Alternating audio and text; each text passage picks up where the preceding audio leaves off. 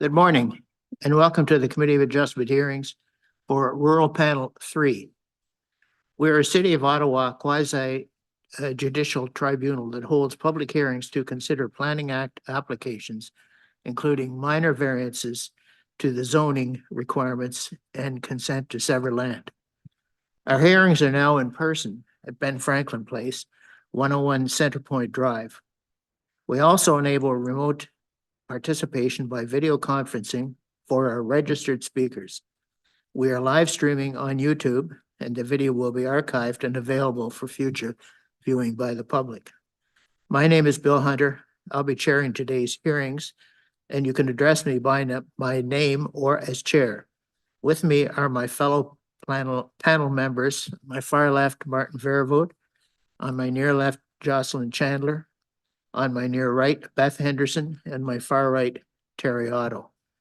The procedure for the hearings will be as follows. Listed on the agenda and appearing on screen from time to time are the applications we'll hear today. For the sake of efficiency, I may deal with the agenda items in a different order. Panel members have reviewed the planning reports and any written submissions in support or in opposition to each of the applications. Today, we'll hear any oral submissions relating to the applications. As part of the statutory public notification requirements, each applicant was required to post a sign on the property in question before hearing. They also had to confirm in writing that they did so, or they'll need to swear or affirm an oath today that they've fulfilled the sign posting requirements. Otherwise, we would have to adjourn, but I am advised that all the signs have been properly posted. So we won't have to deal with that matter today. The panel may ask for a brief presentation of an application followed by questions for the applicant and the city planning staff. We will then hear from members of the public who have registered to speak, and we may also have questions for them. Finally, the applicant, who has the burden of proof, will have an opportunity to make final comments in reply. Please address your comments to me as the chair, starting with your name and spelling, if necessary, and your municipal address for the record. All presentations are limited to 5 minutes. Any exceptions will be at my discretion. At the end of the hearing, the panel may either make an oral decision or we may reserve our decision, which means it won't be delivered today. In either case, and within 10 days, the Committee of Adjustment will send the official written decision and reasons for it to all the participants, and anyone else who has requested a copy. Does anyone have any questions about the procedure today? Okay, then we'll move on to some requirements before we start hearing the applications. Are there any declarations of interest, panel members? Ms. Chandler.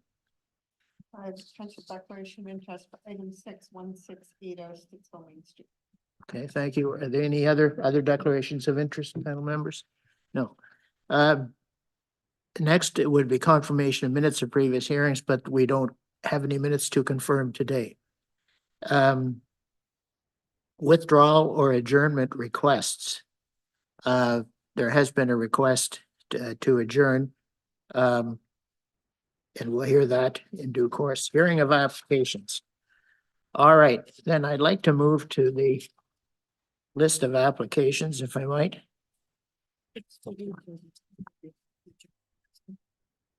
Yeah.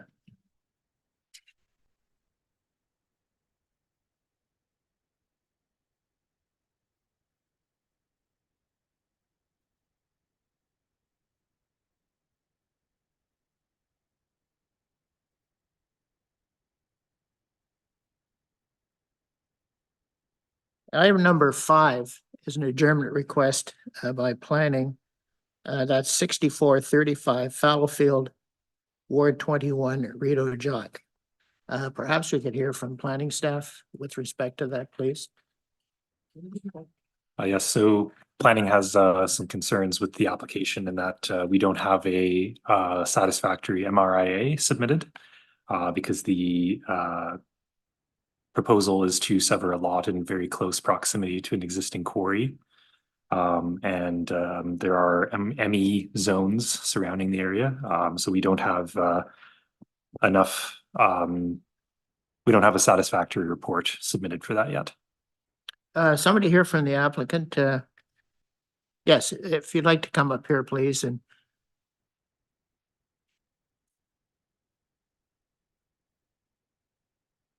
maybe turn on the microphone too, and if I could have your name and address first, that would be helpful. Yes, good morning, Mr. Chair. My name is Benjamin Clare. I'm an agent on behalf of Ottawa West Development. My office address is 115 Walgreen Road in Carroll. Okay, thank you. Would you like to respond, not on the merits necessarily, but just with respect to the adjournment request, please? Yes, one quick point of clarification is that there are pits in close proximity. There's no quarry. But we would like to press forward with a decision from committee if possible this morning. We believe adequate information is presented. And based on past correspondence and working with city staff on this file, we don't believe that there'll be benefit in further deliberations of these particular applications. Okay. You don't want to address the comments made by planning staff? We certainly would like to address the comments at the appropriate course during the agenda. Would we like to proceed with the presentation at this juncture? Planning members, any comments? Planning staff, would you like to respond to this? If it's adjourned, sorry if to interrupt. If it's adjourned, how long would that be, do you think? So that they could comply? Unfortunately, I can't comment on what we believe would be an appropriate adjournment timeline for this one. We're not entirely sure if the MRIA concerns would be able to be addressed at this time. Okay.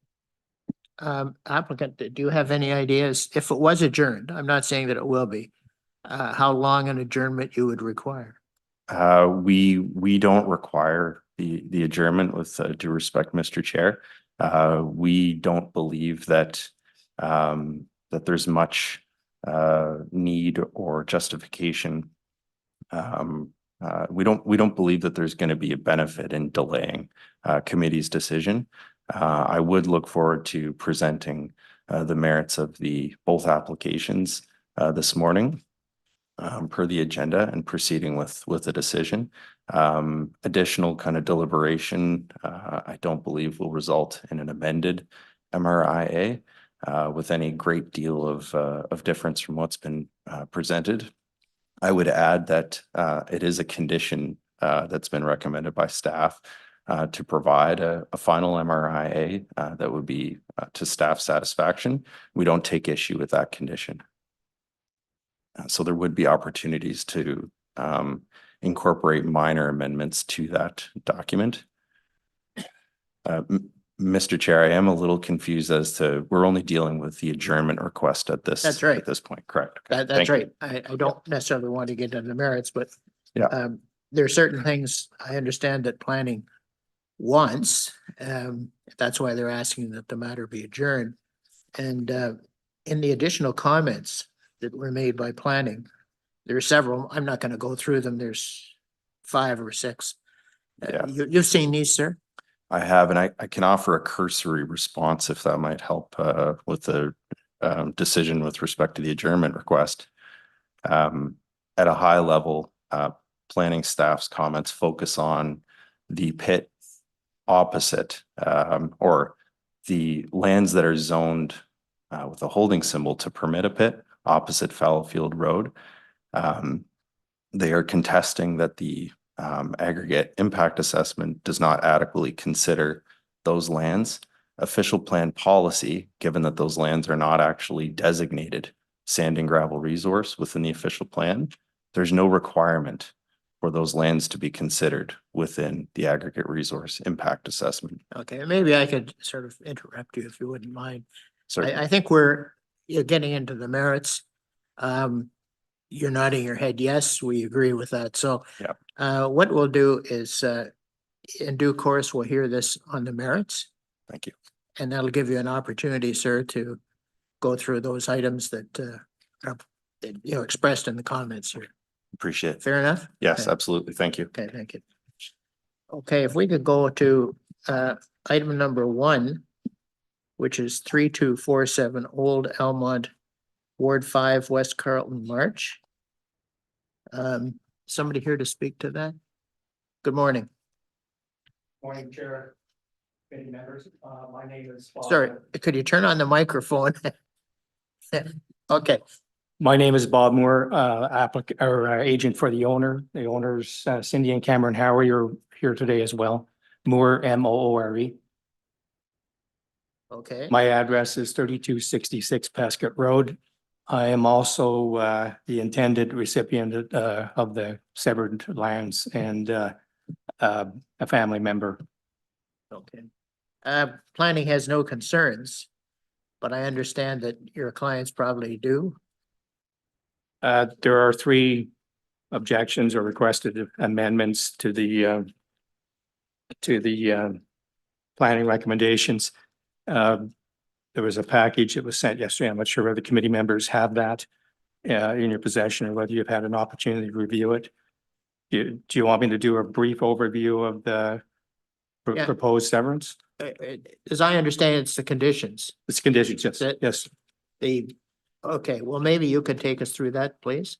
Just the conditions or the? Well, no, Okay, it's the conditions, sir. I understand that are causing concerns to you and your clients. yes. So if you could take us through what your viewpoint is on those, that would be helpful. Fair enough. I just wasn't sure how familiar you were, the committee members were with the overall nature of the application. There's the PRED report dated February 27, 2024 had a series of conditions. So just as a preamble, the subject lands and adjacent properties have been under the ownership of the Howie family since Samuel and Elizabeth Howie arrived with the family from Scotland in 1840s. Right. The lands to the immediate west are also owned by the Howie family. Doug Howie, which is also in attendance. Many of the extended Howie family continues to live, work, and farm in the immediate area. The consent application is a lot line adjustment between family members, not a development to create an additional lot, and therefore places no additional demands on existing infrastructure or services. Of note, there have been previous road widenings along Old Almonte Road granted by the Howie family at the request at no cost to the previous municipal entities to improve road configuration, particularly on the curved portions of Old Almonte Road, which is a forest road. Although any previous transactions were not a factor, obviously, in determining compliance with current municipal requirements for road widening outlined in the PRED commentary, the goodwill demonstrated should be a consideration assessing the tolerances. So the first objection or concession is the cost associated with the road widening. Essentially, this Old Almonte Road is a forest road dating back to the 1820s. So the width of the right of way varies considerably. But we have no objection to the requirement of the road widening. The objection is the payment of the survey by the applicant. This is a direct material benefit of the city that would otherwise require negotiation purchase. There is, I guess, some precedence for cost sharing. Line Fences Act, Drainage Act, cost rules under the Expropriation Act. So basically what we're asking is some relief that all costs not be borne by the owner and that the municipality, that this committee consider portioning the cost for the survey for the lot line or for the road widening to be borne by the city. That's the first objection. Any questions on that one?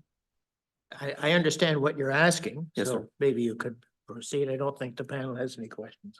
Okay, I'll move on to the second one. Right away, there appears to be an error, just for clarification, in the planning conditions. They've referenced section 50.125C of the Planning Act, which doesn't appear to exist. 51.1 is a division of land by will and doesn't deal with or address right of ways. It's section 51.25C. So if the conditions are stated in the panel's decision, that error should be probably corrected. Okay, Second objection is on the statement that, or the condition that the road widening be taken from the center line of the road. There is relief in the city's Schedule C16 for road classification, right-of-way protection allows discretion. There is a photograph attached to the package that shows immediately in front of the farm buildings and the home of the house at 3247 Almonte Road. The road is offset in the center line, ditch on the opposite side. Right-of-way classification and right-of-way protection policies allow discretion by the city surveyor in terms of determining the setback or the right-of-way widening based on the actual right-of-way and not necessarily the center line of the road. So all I'm asking is the conditions be amended to include the exception at the discretion of the city surveyor. The third is a condition that on the severed lands, any existing fence be removed at the cost of the owner. I've also indicated there's with some photographs showing an existing log fence that's embedded in a tree row. So the section that the city is asking for the log fence to be removed would extend 500 feet along Howie Road and 600 feet along Pescott Road. Removing, there's no wire, there's no T-posts. That fence would probably eventually degrade.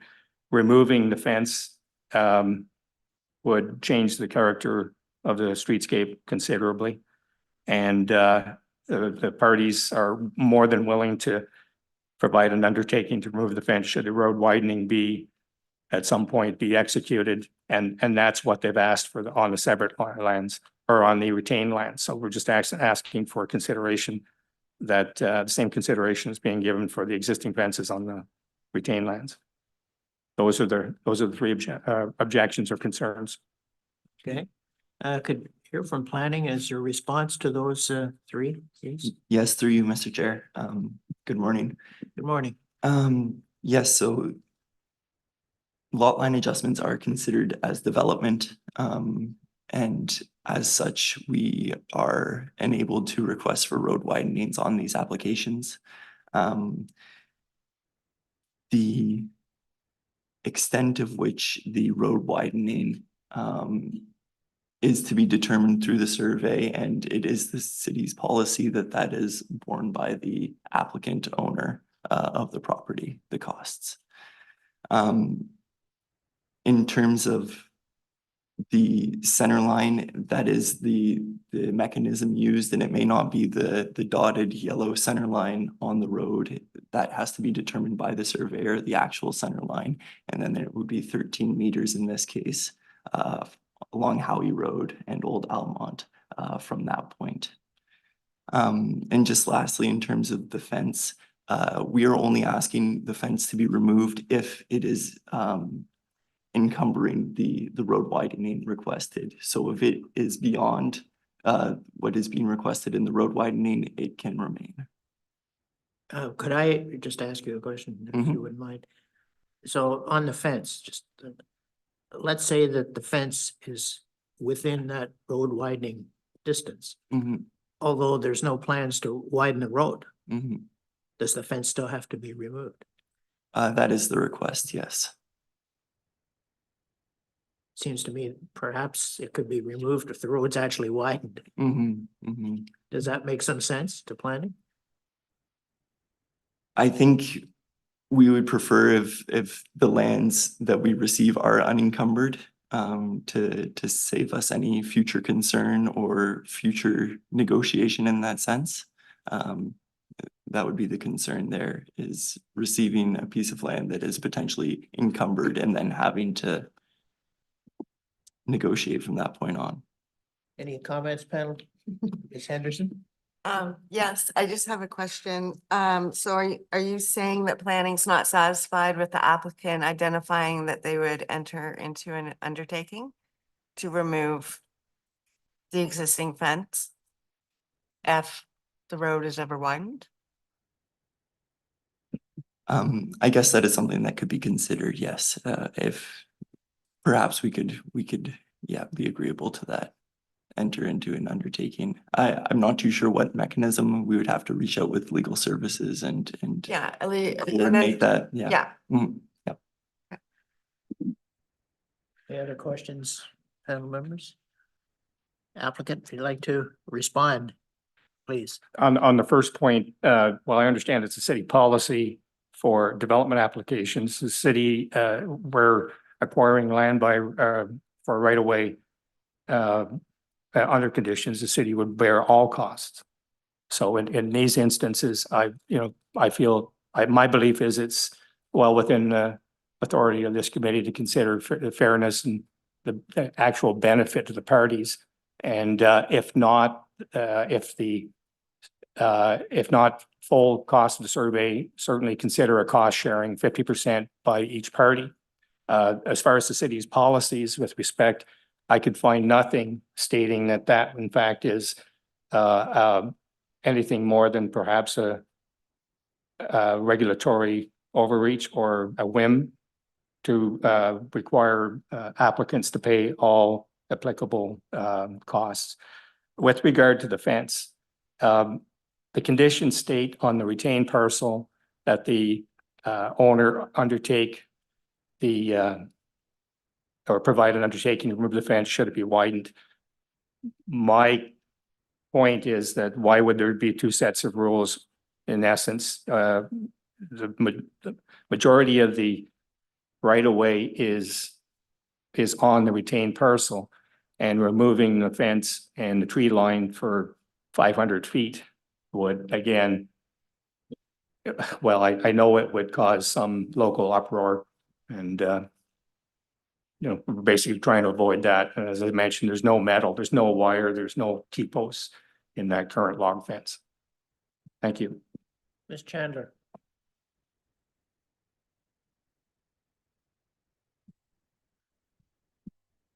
With respect to the road widenings, it is our understanding that if we don't apply the road widenings, the city may appeal your approval to the Ontario Land Tribunal, which places a considerable risk on your shoulders in terms of carrying this application through.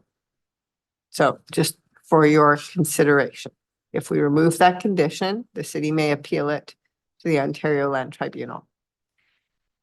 For the rest of the committee's consideration, the fence matter, I don't see a reason to remove some cedar sticks. And I don't particularly need that condition with or without the undertaking to satisfy me on this. Mr. Vervoort. Just with respect to the fence, is there any livestock on the property, or what's the status of the? Does the fence serve any useful purpose at this point? Presently not. It has been used as pasture, but not in the last 15 years or so. But that may not negate pasturing. It was used for cattle 15 years before that. So if a fence is reinstated, it would be reinstated within the setback, the road widening, and that could be put in the undertaking. Any reinstatement of the fence would be respecting the road widening. Just to clarify, the objection is not to the road widening. It's the costs associated with the road widening. It's recognized that the road widening is a necessity, and it's part of the municipality's authority under the Planning Act. It's the costs that are not defined by regulation and which appear to be arbitrarily applied on different applications and different conditions. I know that normally it's always been at the cost of the applicant, but maybe planning can just address that specific issue. Yes, thank you. As far as I'm aware, it's always been addressed through the applicant as well. And that is a part of the standard condition and request for these development applications. And if I may just quickly, we would be agreeable to doing an undertaking, a letter of undertaking agreement for the retained lands and the fence as well. Do you have a question, Ms. Anderson? Martin asked. Oh, Martin, I'm sorry.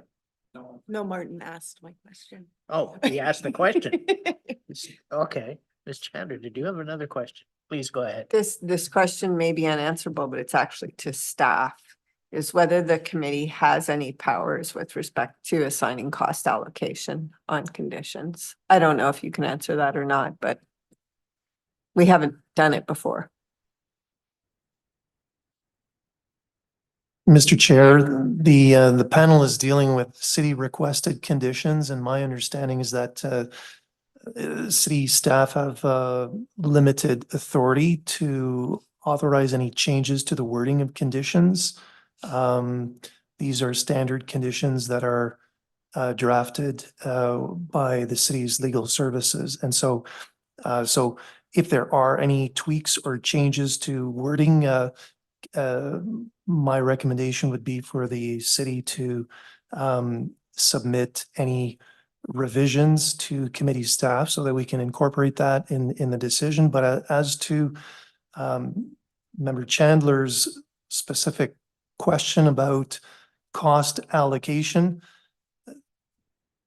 again, we're dealing with city requested conditions, and if the city is requesting 100% of the cost, my recommendation would be for the panel to consider the condition as a whole. And the test for that is to determine whether the condition is reasonable and necessary. And that is the test that you can apply to any requested condition that's put in front of you. Understanding that if you do not impose a particular condition, that the city may feel it necessary to appeal to the Ontario Land Tribunal. But again, there is no practice of amending city requested conditions on a regular basis to modify, for example, the cost allocation between the city and the applicant. Okay, the risk, I guess, in the applicant is it goes to the OLT, the Ontario Land Tribunal, which that's months down the road, I understand, but there may be a cost involved, and that condition may be upheld in any event, in which case the applicant would be back, would be required to meet that condition if the application was to be granted. Is that fair to say, Mr. Belmar? Could you repeat that, Mr. Chair? No.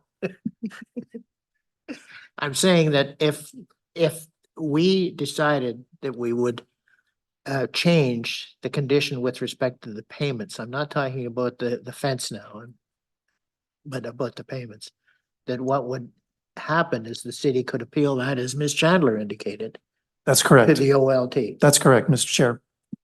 And then the OLT hearing was months down the road, as far as I understand.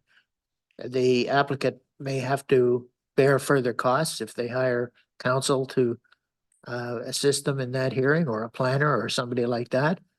And That's then if it's not granted, they really haven't achieved anything. correct. Okay, thank you. Okay. Yes, Ms. Henderson has another question, sir. Sir, where have you seen a cost sharing on surveying costs on road widenings? So the cost borne by expropriation and line fences, Drainage Act and cost rules for expropriation acts. So there's the rules governing this, the conditions the city put on. There's two aspects that I see. One is the regulatory authority that is derived from the governing bodies. The second are nice to have, or ones that are established in policy. I haven't found anything in any policies that were referenced in the conditions that support, other than the statement saying, applicant pays all costs. So this isn't a game stopper for us. We will abide by whatever decision the committee makes, and we will not be appealing it. But there's aspects of payment or fairness based on the benefit received. And that's why I proposed, if city isn't willing to accept And this, I understand, this isn't intended to be a precedent setting thing. I can understand why the city is adverse to even entertaining this. But this survey in particular, because of the nature of the forced road, because the way it's offset and the configuration of the retained parcel is going to be very, very expensive. And the city has the means and the resources to offset those costs. As I indicated previously, this is not a development application. And we're not creating a lot, we're not generating revenue from this. This is just a lot line adjustment between family members to address an adjustment that was intended to be done 25 years ago, but the death of a family member, it never occurred. So, those aren't considerations necessarily that impact authority, the committee or the jurisdiction of the municipality. I'm just asking for consideration of fairness. And it's my belief that it is within the authority of this committee to make that decision. If the city appeals it, should the committee consider, then we'll decide at that point whether we go to the OLT or waive condition. Thank you. Okay, member, shall we reserve this matter? We are going to reserve, sir. Thank you very much for your comments. They're appreciated. Thank you. The next item is 2758 York's Corners Road, Ward 20, Osgood, item number 2.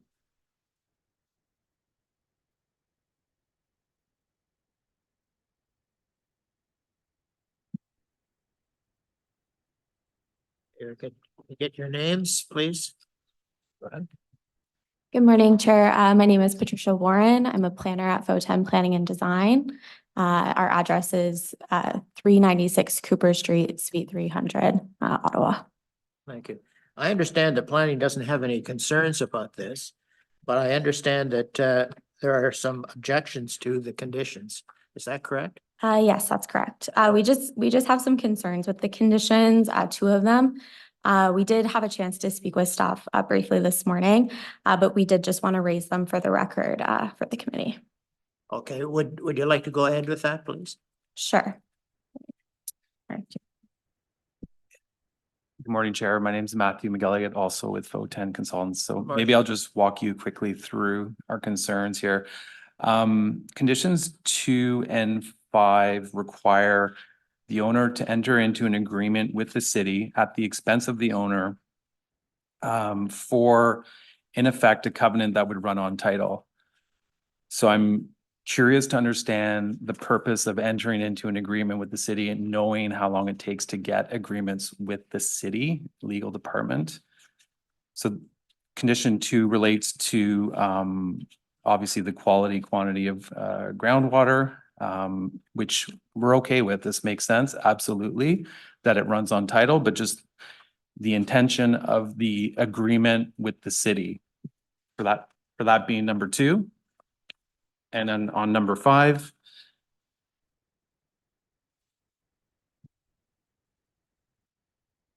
the potential for thin soils. Another condition that is a bit wishy-washy in my opinion. I think we could accept the condition and to have it registered on title. Again, the problem that I personally have, and I think we commonly share, is this notion of a separate agreement with the city when these conditions should be in effect on title.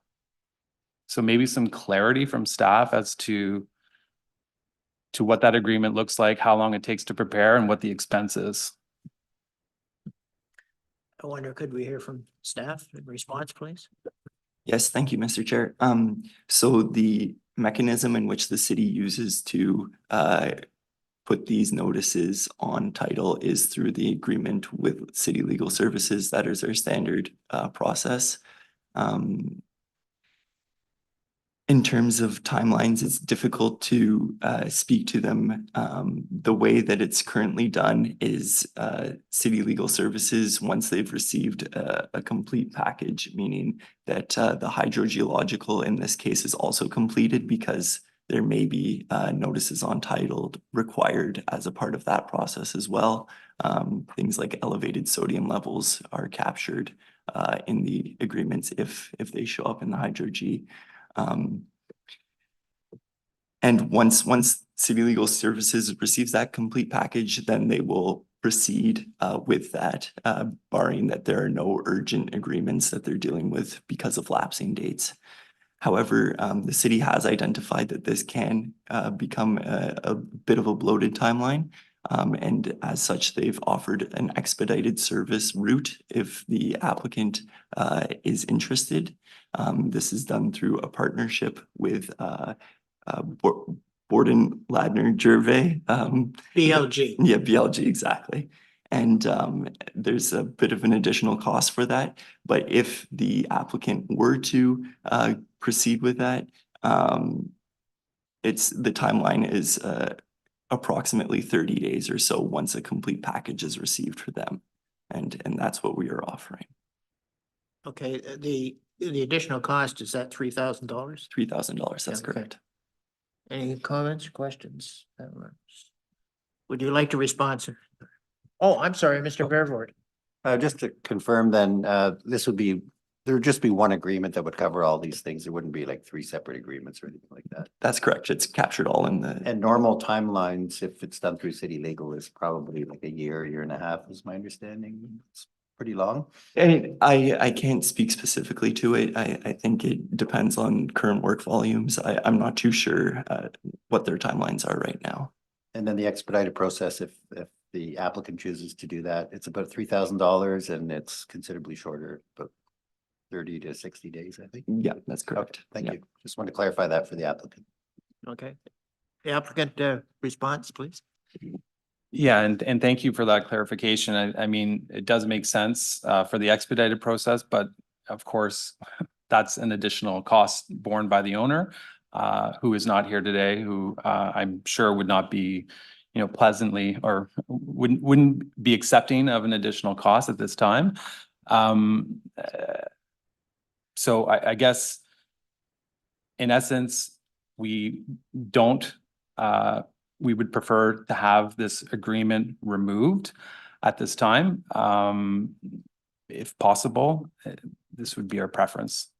And rather than have to enter an agreement with the city, just provide evidence that these have been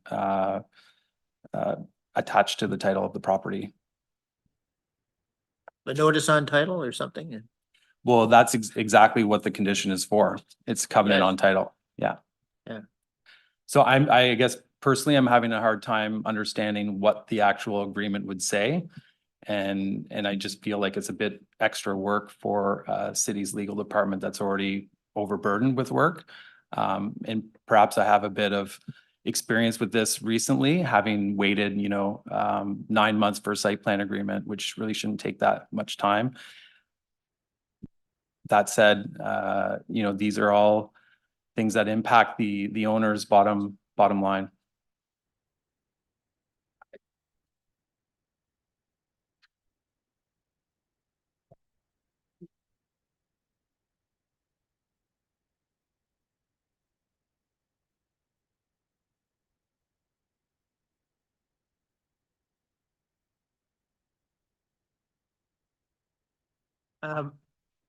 Sir, I had a question. Can an environmental notice be put on titles?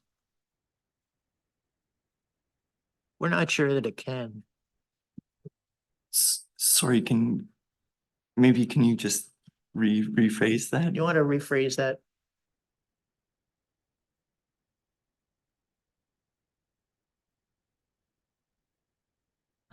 Good. Wrong button. What I understand is being requested is that notices be placed directly on title rather than the notice being contained within a development agreement and then the development agreement being placed on title. I have 2 concerns with that. While I totally recognize the issues associated with the process as it is now, is one, I believe, although I can't confirm, that you actually can't place environmental notices directly on title anymore, or you're not supposed to. And that's why this development agreement mechanism has come into place. The other concern being spoken to by city planning staff is that without a completed Hydro G, there may be other components that are recommended that also need to be brought forward through that development agreement. completely recognize that the timelines make completing severances, particularly for conveyance of property, not very satisfactory to most people, but I'm not confident that you can actually do what you'd like to do and capture the purpose of it. So that would be unless you have knowledge otherwise. Any comments, final comments? Through the chair, I'm not sure if I'm the appropriate person to comment on whether environmental requirements can be, I guess, put on, placed on title. But I guess it's just for the record, you know, we are seeing these more and more, these development agreements that are taking a lot of time, and they're not necessarily being expedited, and it does come at a cost, and it is of a concern to the industry as a whole. And you know, if there's a way to address these issues, and I think we can address the issues without having to go through a separate agreement with the city, then that would be our preference. But of course, we're in your hands today, Mr. Chair, and we'd like to obviously move forward with the approval. But again, you know, I just want to be cognizant of the timelines and pressures that this puts on the owner. Members of the panel, any final questions? Yes, Ms. Mr. Henry. Chair, yeah, I have to agree with my colleague. Until the aquifer report is done, there could be additional requirements, conditions, however you want to term it, that the development agreement would be required to identify or take into account. So I mean, perhaps this is a suggestion to the city staff, planning staff, is to look within the department and speak with legal services, because notices on title, if a condition is reading as a notice on title, and that can't be done because of a particular requirement or the type of notice, then it shouldn't be identified as a notice on title as a condition.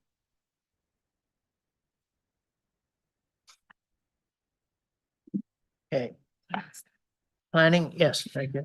Yes, I just have one point of clarification. Please do.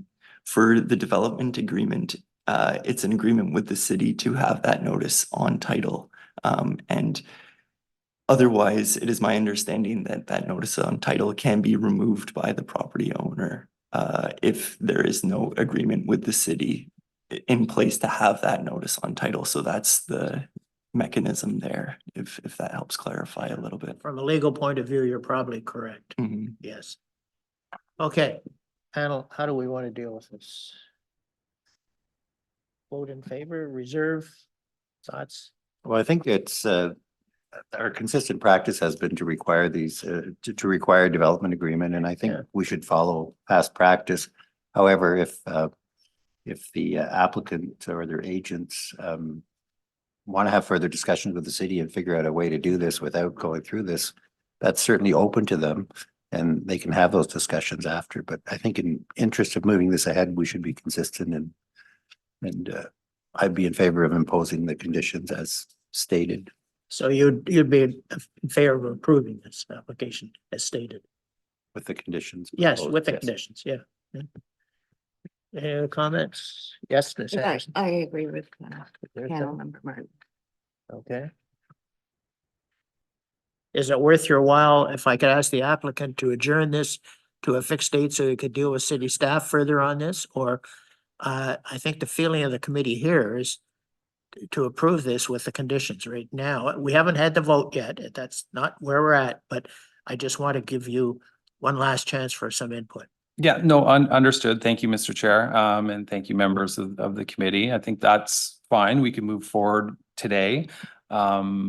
If there is, I guess, some uneasiness with changing the wording of the conditions, so it's less onerous on the owner. But we could vote on it today, and I think that we would prefer that. And we will be accepting of the conditions. Okay, all in favor of approving? Yes, okay, it's approved. Thank you very much. Thank you very much.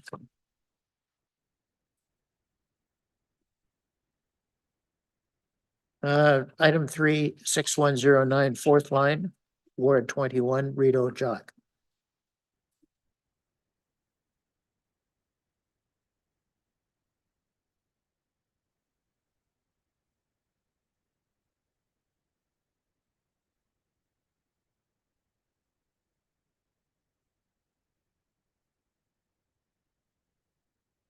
Morning, Morning, could I have your name and address, please?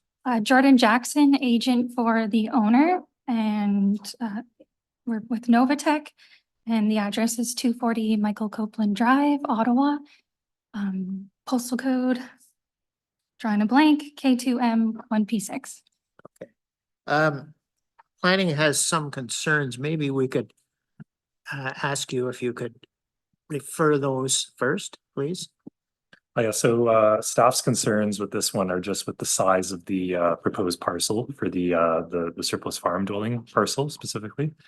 We noted that there's quite a bit of land to the rear of the parcel that's included. And typically for surplus farm dwelling severances, we look at a minimum of 0.4 hectares. This is quite a bit larger than that, so we just want to know if there's any justification for including that land with the parcel. Wonder, the applicant, could you deal with that? Sure, I do have sort of a brief presentation. If there, I'm not sure if the committee's had the benefit of seeing it, but part of the rationale for the lot size of 2 hectares is that the lands are under a purchase and sale agreement.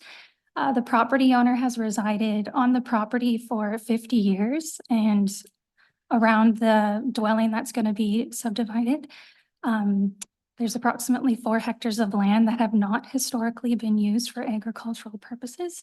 And so part of the negotiations with the property owner and future purchaser was that the lot size determined as the lands around the existing home have limited soils and are rocky in nature and have not been used historically for that purpose, and are of no value to the future purchaser.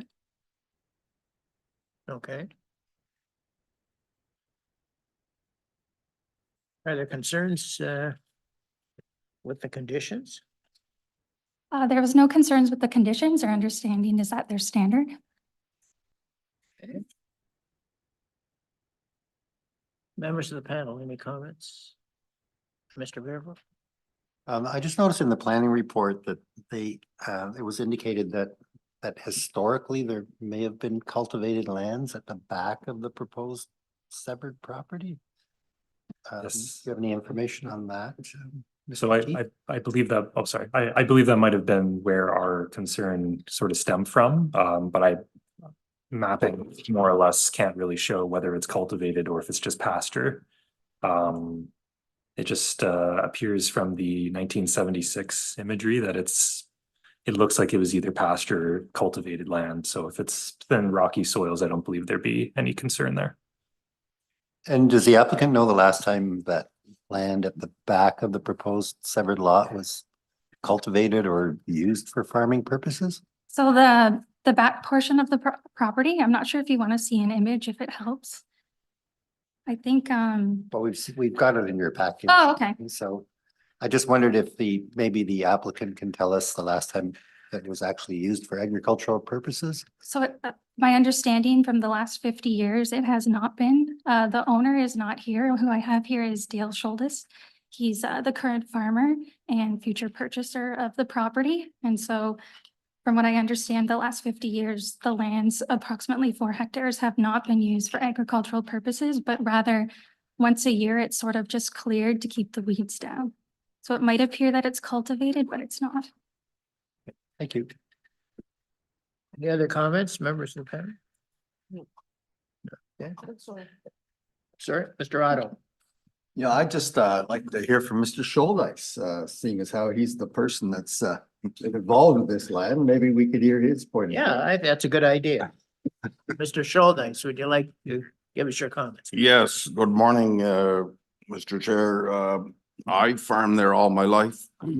Sorry, on that road. I own several properties on that road, and the one beside this particular property I've owned it for over 30 years. And we're going to put the two of them, like, take the line fence out and kind of farm everything together. But this particular spot where where it is on the hill, it's never been farmed to the best of my knowledge ever. And it is just like I bush hogged it for, and it's just full of stones, the whole hill. And the hill next to it, it's not being farmed either. It's just all stones. So there's no benefit there as far as farm value goes. You know, we're looking for land. We're not looking to get to not take good farm land, but there's just no benefit to it at all. And there's a big stone fence that goes along the back of it. It's got to be 6 feet high of stones and 5 feet wide kind of thing. And like, I just don't see any benefit to this at all. Thank you very much. Thank you. Thank you. Planning, does that satisfy the concerns of planning? Yes, Yes, it does. it does, yes. Okay, thank you very much. Can we approve this? Yeah. Approved. Thank you very much for your Thank you. comments. Thank you.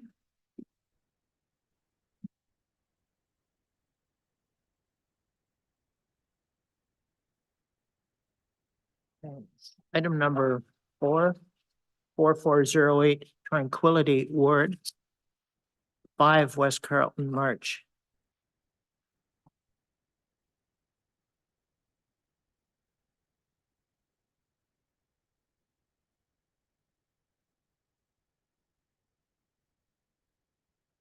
Good morning, Mr. Chair, members of the committee. My name is Jessica Dow. I'm acting agent for the owner. My address is, office address is 43 Eccles Street, Unit C. I also have with me the property owner. Good morning, I'm Tyler Bagent, resident of 4408 Tranquility Lane. Thank you very much. Planning has some concerns. Would you like to review those briefly, please? Yes, thank you. So our main concern is due to one of the tests complying with the general intent of the official plan. The official plan has a policy in which 4.9.3 policy 2 states the minimum required setback, and policy 7 under that same section requires that B, buildings and structures are located or relocated to the greatest extent possible and improves the existing setback. So in this case, we have an application where there is an existing dwelling, and the proposed addition, although it does mainly expand towards the front lot line, there is a small portion that is cantilevered and projecting closer to the surface water feature at the rear of the property. And just due to the interpretation of this policy, technically they are getting closer and does not fully contemplate the section B as I've addressed in the report. And I noticed in the comments that, just to read briefly, Mhm. quote, "It is unlikely that this will have a great impact on the condition of the site. But it also does not fully meet the intent of the official plan policy," close quote. Yes, that's correct. Is that accurate? Yep. So this isn't a major problem, is it? No, it's not been identified as a major problem. It's just strictly the reading of the policies and applying it as such. Okay, would the applicant like to respond? Thank you, Mr. Chair. Yeah, so we've actually had an opportunity to work with staff to try to address some of these comments. One of the official plan policies is that if efforts can be taken to encourage restoration of the natural functions and features of the lot. So we've prepared a planting plan that has been reviewed and confirmed to be appropriate by staff to demonstrate that rain gardens will be installed to offset any potential additional runoff concerns. The owner has also prepared a slope stability analysis by a qualified professional engineer who has confirmed that the design as proposed will have no impacts to the slope stability, and the slope adjacent is stable. So the proposed addition has no concerns from that perspective. It's outside of the floodplain overlay as well, so no flooding concerns. And really, when looking at the plans, the existing dwelling actually has a structure. It's an existing deck structure structure that projects 4.91 meters from the existing dwelling. So that actually does remain the closest point to the watercourse setback. The second level cantilever will be somewhat at the same sort of elevation perspective as that deck, and again is cantilevered, but is still set back further from that deck projection. So it will not be the closest projection to the watercourse.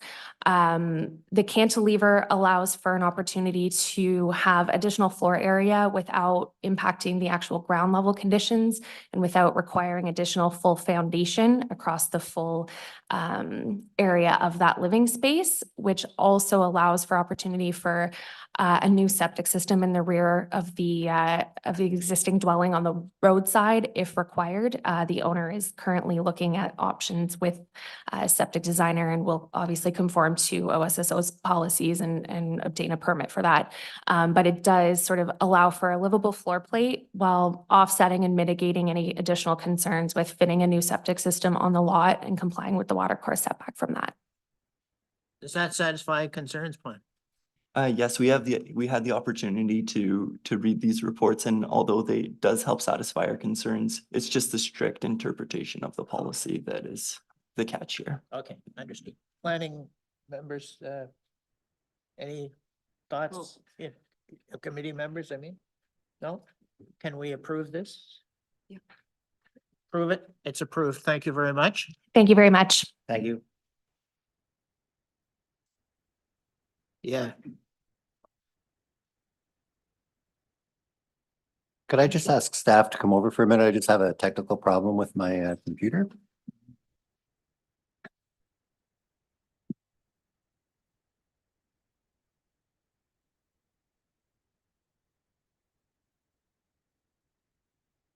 And Mr. Chair, did you want to deal with item 7, which is an unopposed application?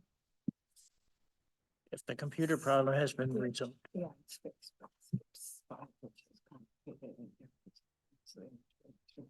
Yeah, you're okay with that? Yeah. Okay, thank you very much. We will deal with item number 7, which is 6042 Dobson, Ward 21, Rito Jot. Is there someone here to speak to this, or is this remote? Mr. Chair, if there are no objections from anyone, you can approve this one on consent. Okay, well, there aren't any objections that I'm aware of. So members of the panel approved? It's approved. Thank you.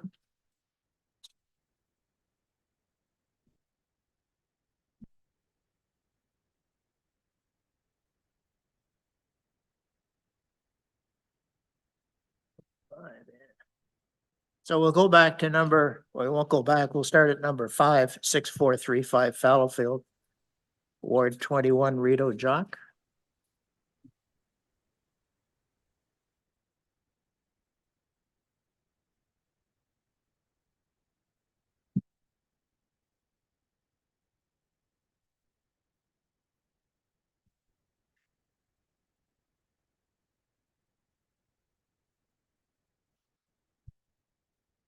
So I think if you'd like to take us through this, that would be helpful, please.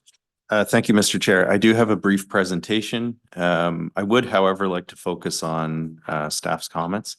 I will run through the presentation very briefly, if staff are able to bring that up. There's maybe 5 or 6 slides, and I'll pause on 2 of them. So I mentioned, Mr. Chair, my name is Ben Clare, professional planner with Aegis Canada, formerly Macintosh Perry, and I've been retained by Ottawa West Development. Mark Steenbacher's owner is with me. I've provided my municipal address or my office address previously. We are requesting a decision on this file today, this morning. We've appeared before committee in relation to the development on the subject land several times in the past. And upon review of the comments, we don't believe adjourning the file will be productive for any party. As well, there's a couple conditions, and I'll get into this at the end, that we're looking to change. Condition 6 regarding geotechnical, we're looking to have that one removed. And condition 7 with respect to road widening, we're looking to have that one modify so that it applies only to the lands to be severed. So just if staff could please move through to the next slide, actually. Yeah, so previous applications. So as some committee members here may recall, there were earlier applications for consent that were submitted. Initially, the approach was to sever one lot for where the existing dwelling would be replaced and have a large retained parcel. Initially, there weren't any development plans for the retained parcel. The idea was to develop that one or allow it to be developed in accordance with whatever regulations apply at the appropriate juncture. Throughout the course of 4 hearings, staff and committee continued to request additional information about the lands to be retained. Additional reports were required as a result of those discussions. And on the 4th hearing with conditions, the application was eventually approved. Following the conditional approval of that application, a minor variance application was submitted that did include details of a development on the retained lands. And that one was refused for some of the same reasons why staff have concern today, to be transparent about it. Next slide, please.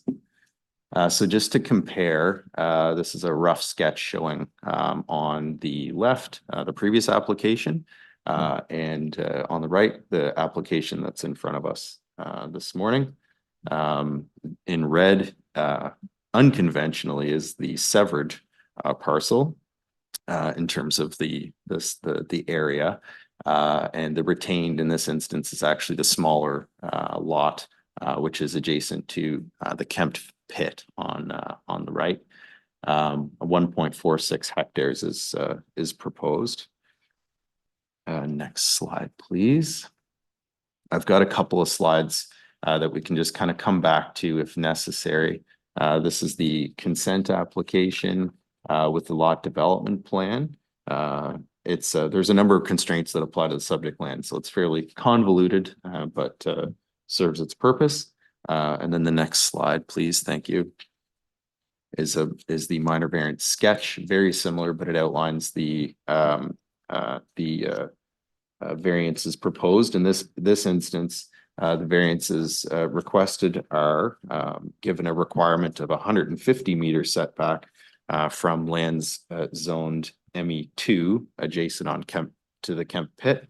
The variance requested is 125 meters, which will see the actual setback be 25 meters from that property. And then the same 150 meter setback applies to the lands opposite Fallowfield Road, as there is mineral extraction, a subzone 3 zoning that applies to that property. And the request is that the dwelling be located 81.35 meters from ME3. Both of these setbacks are directed from the noise study. The completion of the noise study determined the best location for the dwelling. Next slide, please. Thank you. A number of plans and reports have been submitted, and we can speak about those in due course. Next slide, please. Thank you. So at a high level, and before I get into addressing staff comments, this slide provides a justification of the development proposal, highlighting adherence to applicable and local. Sorry, excuse me a minute. The 5 minutes has gone by, but I think it reasonable if they have more time.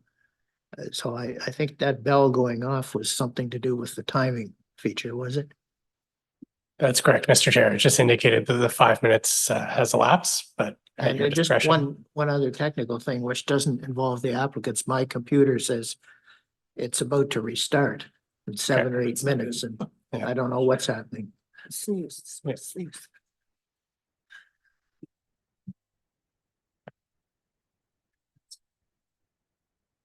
Okay, great. So Glad somebody knows how to work this. Okay, thank you. Go ahead, sir. Yes, I appreciate it. And I appreciate some flexibility if possible at those 5 minutes. I don't think I've rambled on here whatsoever. No, you It's haven't. been relevant. So at a high level here, what's proposed in our opinion is appropriate. I'll summarize it that way. I would like to highlight that in this instance, an acoustic barrier is required and has been agreed to. There's going to be a development agreement with lot development plan. The development agreement will be registered on title.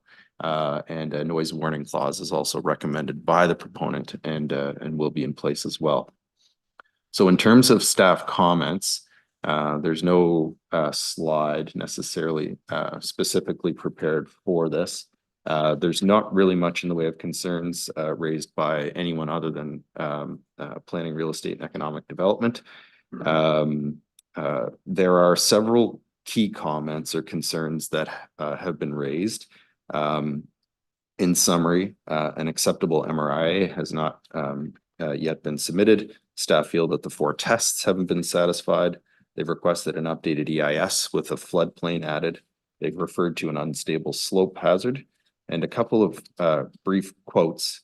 Additional rationale would be required to support the creation of 2 additional sensitive receptors within 120 meters of the active licensed operation to the east, and future potential operation to the south. Creation of the lots would undoubtedly, staff have written, increase the difficulty for the processing of the future application.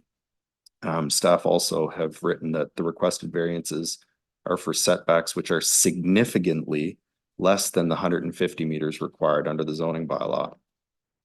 There's additional concerns that they provide with respect to the MRIA, or the aggregate impact assessment, mostly as it relates to the purported inadequate consideration of the lands to the south and the purported dependency on nearby existing residential uses.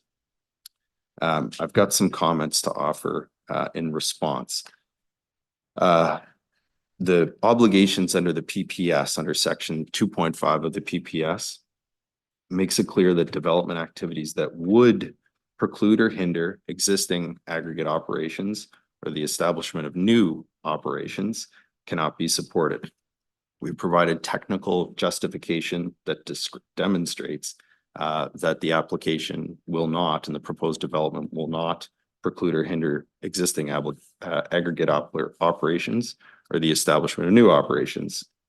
The key official plan policy can be found at section 563, and it provides policy direction intended to protect lands designated sand and gravel resource area, and lands that have existing aggregate licenses from development. Staff have honed in on the lands to the south, opposite Fallowfield Road, which are designated agricultural resource area. They have mineral extraction zoning subject to a holdings symbol. It's important to note that the integrity of the approval process require that the requirements specific to sand and gravel resources are not, I've used the term recklessly, extended to those lands. It's very important. These are the requirements, and it's important for everyone that those are respected.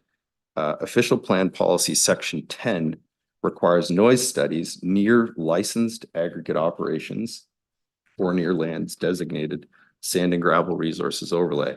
Technically, a noise study is not required for the lands opposite Fallowfield Road. Nevertheless, the aggregate impact assessment, the noise impact assessment, the planning rationale all consider these lands. They do also, in my opinion, appropriately acknowledge that there are several nearby residences that will undoubtedly, to use staff's word, in a non-planned manner, be relevant to an application for a pit on the land south of Fallowfield Road. I've got 6 properties listed with homes in the immediate vicinity.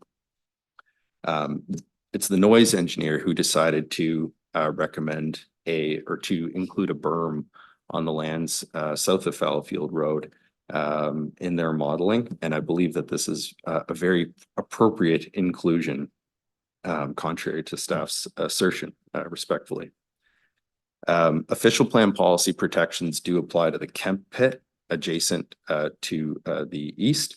And there's no argument there. And regard needs to be provided for the property with aggregate zoning to the south. No argument there. The noise study has not been contested by staff. It was not contested in the previous round of approvals either, nor was it peer reviewed in my understanding. Staff continue to provide responses that, in my opinion, indicate a lack of willingness to entertain any deviation from zoning requirements with respect to this particular zoning requirement. No concerns have been raised with most of the plans and reporting that have been provided. EIS was previously approved. MDS, there's no issues with. They're requesting a minor addition only to the EIS with respect to floodplain. The floodplain is indicated on the lot development plan. Development is located outside of the floodplain, but we don't take issue with that requirement as a condition. With respect to the hydrogeological assessment, staff note that there's a concern with respect to methodology. We've spoken with the author of the hydrogeological report. They wouldn't actually recommend retesting in this instance. It was a failure of equipment due to cold weather. So that's not a concern and it can be resolved as a condition. Staff's assertion, and I'm almost done here, that the variances are significant, expose a lack of interest or ability, in my opinion, to provide robust consideration of the application. It's well established that the mathematical difference requested should not be the focus of consideration. To summarize and expedite my presentation, it should be on undue adverse impact on the existing aggregate, its potential expansion, etc. The noise study does not simply consider the adjacency of a pit. It considers the full simultaneous operation of the Kempt pit adjacent, a hypothetical pit opposite Fallowfield Road, and the landscape contractor in close proximity, including the use of batching plants, front-end loaders, and ready-mix trucks. It's a thorough and conservative, if you will, in favor of consideration of potential impact examination of noise, as I understand it. There's a couple additional points I'd like to mention. The aggregate properties are only zoned to permit pits. There's no blasting. The Kemp pit has largely been inactive in recent years, and it's mostly been used for stockpiling material. Aggregate resources in question is sand, and I understand that for the most part, front-end loaders are used to extract the material. The lands opposite Fallowfield are mostly floodplain, limiting the practicality of significant resource extraction. They're in close proximity to the Kempt pit is Huntley School, adjacent to the pit, Kimini Drive subdivision as well, opposite Huntley. Another factor that is relevant here, in addition to the registration or recommendation to register a noise warning clause on title, is that the property is intended, the retained lands is intended to be occupied by Mark's son, who's well aware of the surrounding environment. Neighbors have also been consulted through the previous application and the current application, including direct consultation. And to my knowledge, they have not expressed any concerns whatsoever. On their own, these last points I've raised should not be individually considered as reasons why the application should be approved, but they do help with the context.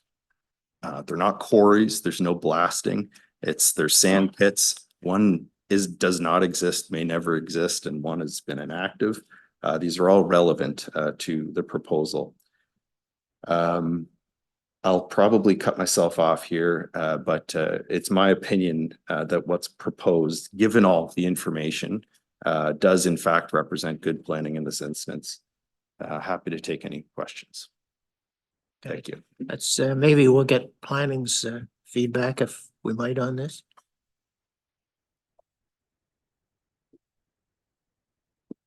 Yes, thank you, Chair. I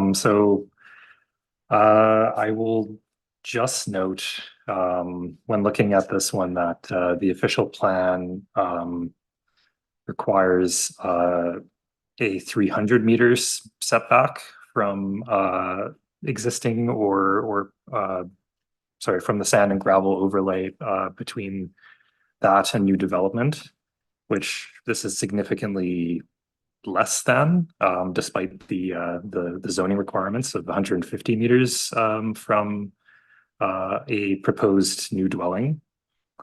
I think that's my main point. Regarding all the other comments, we would just need the applicant to work with staff moving forward to make sure that they're addressed satisfactorily. That first comment, 300 meters back, what, just refer me to what is the applicant proposing as far as the setback? Oh, so the applicant is looking at the zoning setback, which is 150 meters to a proposed dwelling. Yeah. Okay. Okay. The Applicant? You want to speak? Yeah. Yeah, I don't have the official plan policy in front of me, but through you, Mr. Chair, to staff, my understanding is that the 300 meters is a distance whereby beyond that distance, no technical study is warranted. Within that distance, technical study pursuant to the official plan is warranted, and I don't disagree with that. I think that it's a bad idea to allow development near pits without any study. The 150 meters required under section 67, I believe, of the zoning bylaw is the city's implementation of that policy. We are requesting a deviation from that requirement, just as though people come and ask for deviations from height, minimum lot area, all kinds of provisions within the zoning bylaw. And we're providing technical justification for that deviation. Thank you. Panel members, any comment? Mr. Verford? Just a couple of questions. I happen to live out in that area and drive by there all the time. So the Kemp pit, as we call it, which is to the east, that seems to have been dormant for some time, but I noticed the sign's gone up there. Is that pit now active again? So the property was recently conveyed. It was the first round of approvals. We were calling it the Argue pit. It was owned by Frank Argue. And Kemp purchased that property from the Argues maybe about a year ago. And understand they are making use of the property to some extent. Sorry, I can offer because I live right beside it. They're basically just reactivated the extraction of remaining sand in there, which it's, I think, 70 or 80% depleted. Kemp's is a utility contractor, and instead of buying sand from Kavanaugh's or Tomlinson's, it's cheaper for them to just have their sand and pull it out of there. So that once the sand's gone, the sand's gone.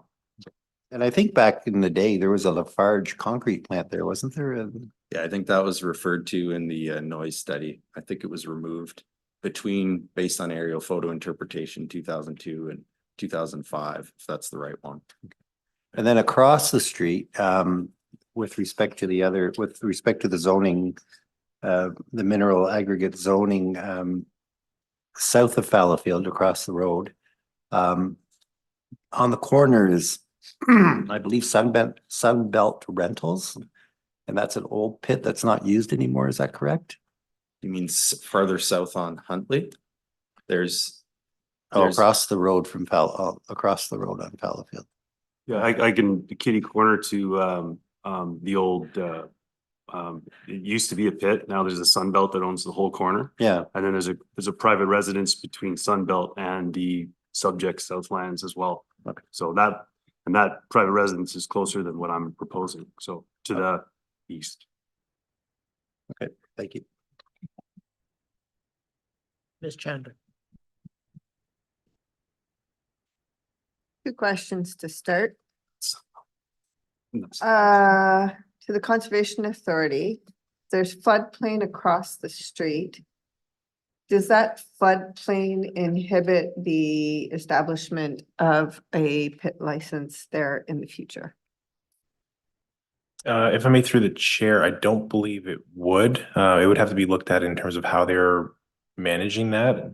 If they're actually excavating within the floodplain, we'd have to look at how that would impact the effective flooding, both upstream and downstream. If they can demonstrate that they're not impacting, then there'd be the opportunity to explore that operation. But until that's happened, I can't comment on if that's possible or not.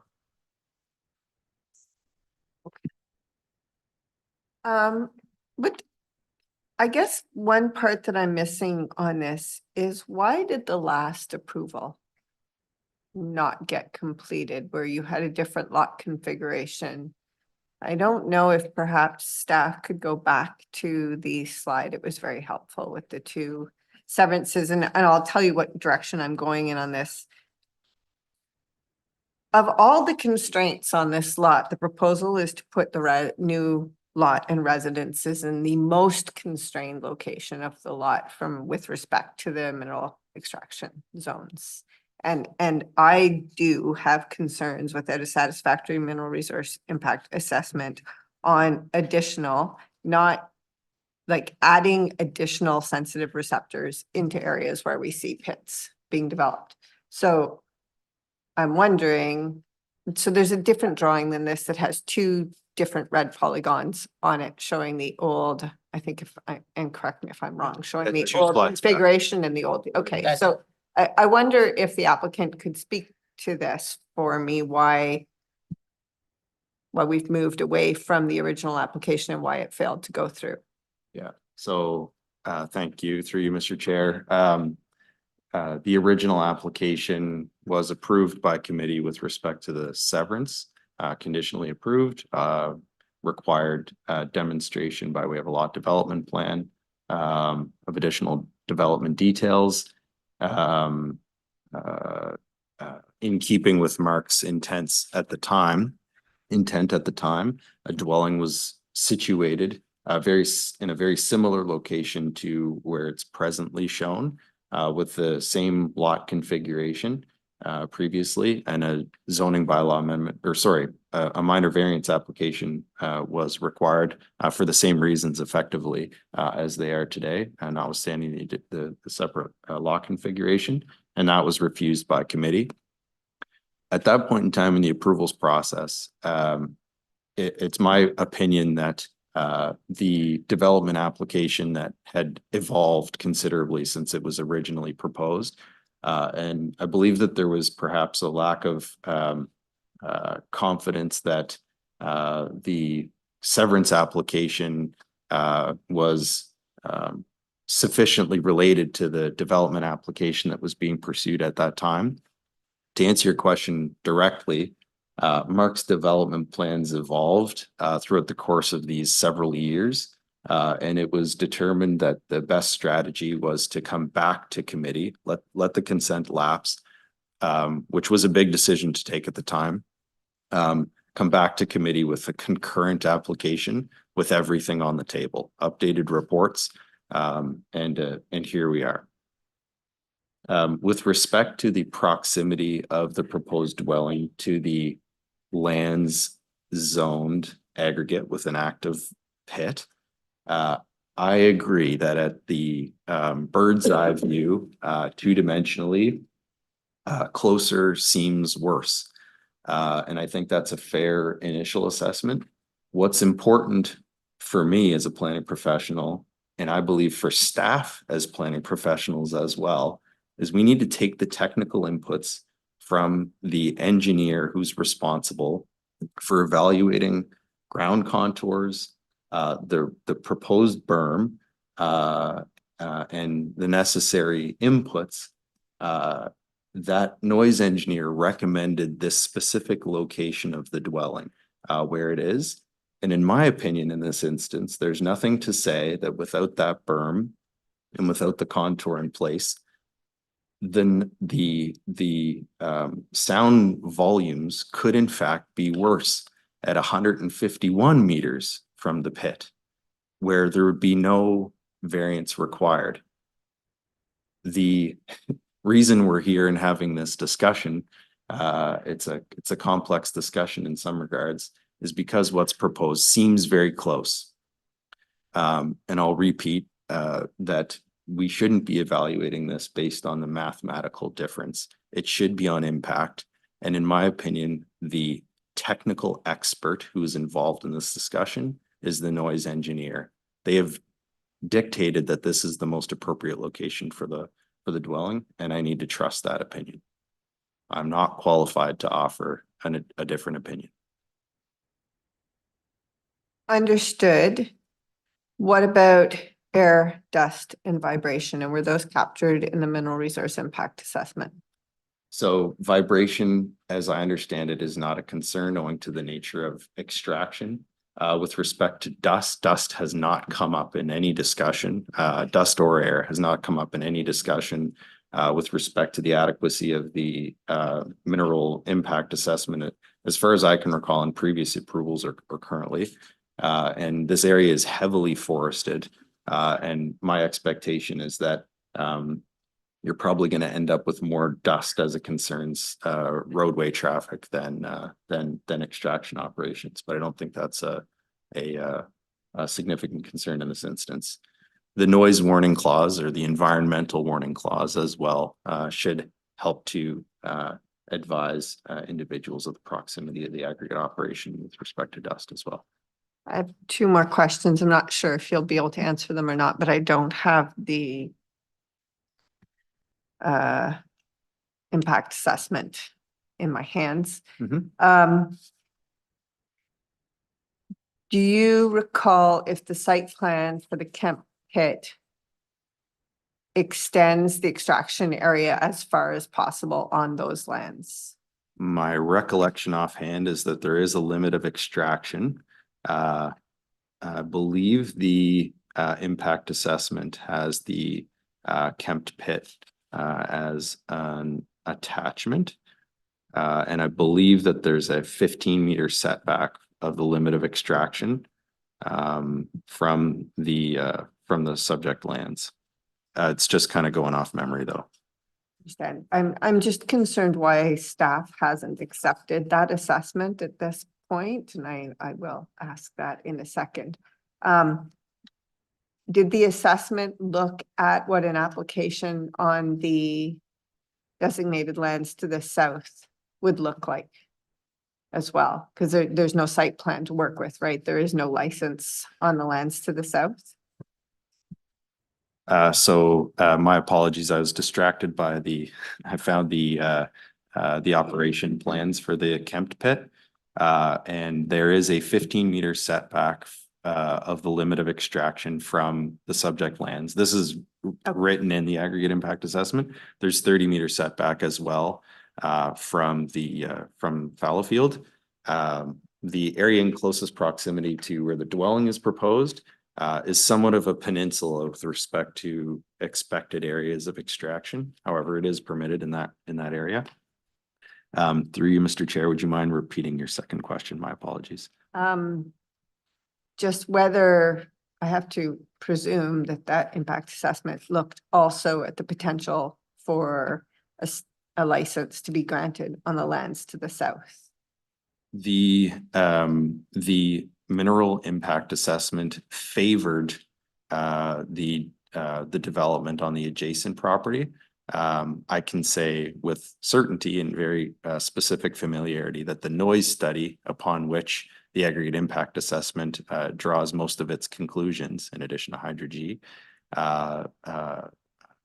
assumes the full operation of an aggregate operation on the lands to the south, including batching plant, ready mix trucks, the whole meal deal. I think the issue that staff had, I don't know why I would raise this again, but was that the noise consultant, the noise engineer, assumes that there's going to be a berm on that aggregate operation. And staff are of the opinion that it's, I believe, is that it's unconventional perhaps for us to assume that there's going to be a noise mitigation measure included within that pit. However, our assertion in response is that there's a number of residential dwellings that exist in the immediate vicinity. It's the noise, including on the subject lands. There's a dwelling that's going to be replaced and move farther back. Is that in their opinion, and they've got experience in getting aggregate approvals, a noise barrier will be required on that property. It's also not a terribly uncommon mitigation measure for a proposed pit to include a berm. Those answers are very, very helpful to me. So my only other question then would be to staff. Whether, actually, I'm just going to read something. So if you want to ask if there's any other questions from the panel, any go other ahead. I questions? just want to read through something. Yes, Ms. Henderson. The applicant, I understand, is requesting us to remove condition number 6 with geotechnical report. Yes. Would you like to explain that? Please, yes. Thank you through you, Mr. Chair. I'm trying not to be too dramatic, but this file was began in 2017 for us, and pre-consultation and with staff began shortly thereafter. There's been lots and lots of back and forth. To my recollection, there hasn't been any real discussion of any geotechnical requirements for those 6 or 7 years. I don't contend or contest with perhaps in some official plan mapping that might indicate there's slope stability potential issues for this particular area. However, the requirement did kind of come as a surprise without any context. We did speak with, or I spoke with a geotechnical engineer at Aegis Canada, McIntosh Berry, who looked at the soils mapping for this area. There are some areas on the subject lands that could be considered as potentially of concern with respect to slope stability. Specifically, though, the southern easterly portion of the property is not of concern.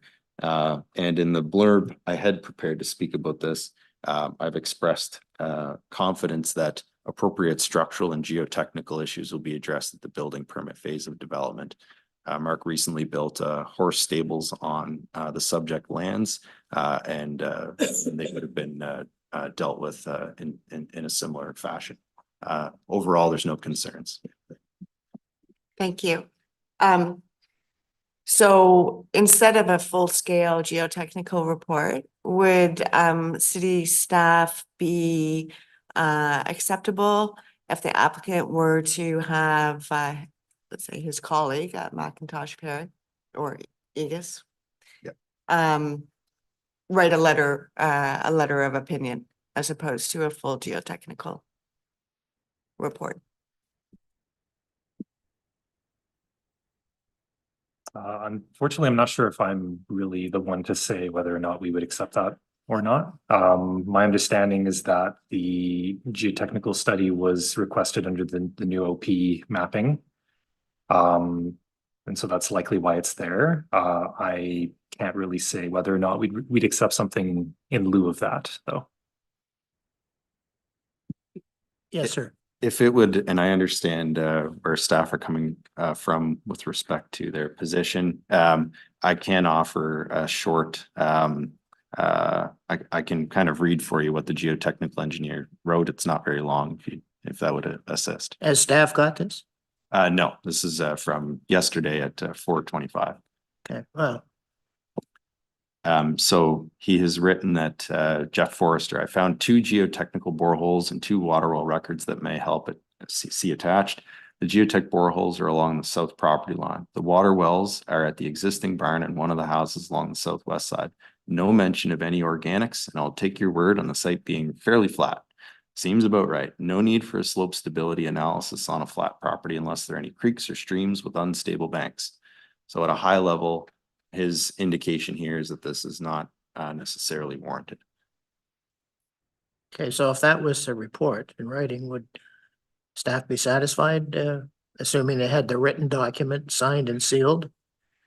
I think what we would want to see is the condition retained in the report. And they can submit the materials for review, and if they're satisfactory, we can clear the condition. Right. No argument. Is that all right? Yes. So that would deal with condition number 6 then? Uh, With that modification? Yes. Agreed. Yeah. Okay. Is that okay with you, Mark? And condition number 7, you wanted just to apply to the severed lands? Correct. Yeah. Which I understand is, I don't think there's been any changes there with respect to our ability to request. Other than that, are all the other conditions okay? Yes, they are for the, yeah. Any comments, members of the committee? I'm just gonna make Sorry, the yes, go ahead. comment for clarification, just. Go ahead.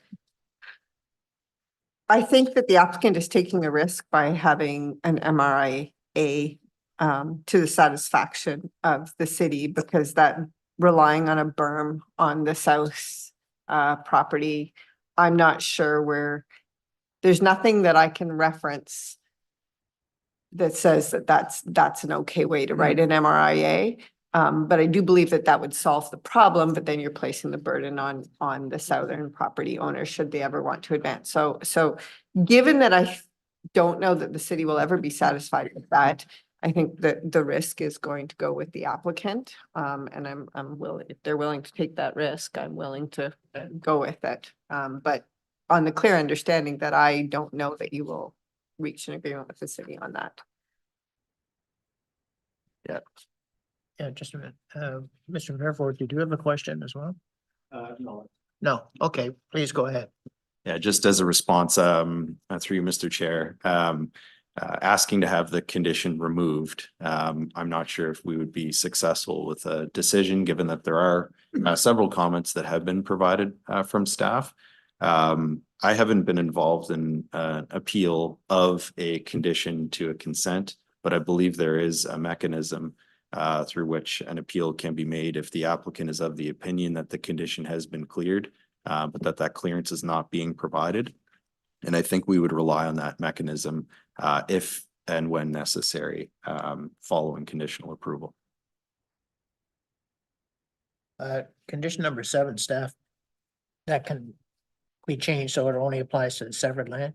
Is staff agreeable to that? Sorry, speaking to the road widening. Yeah.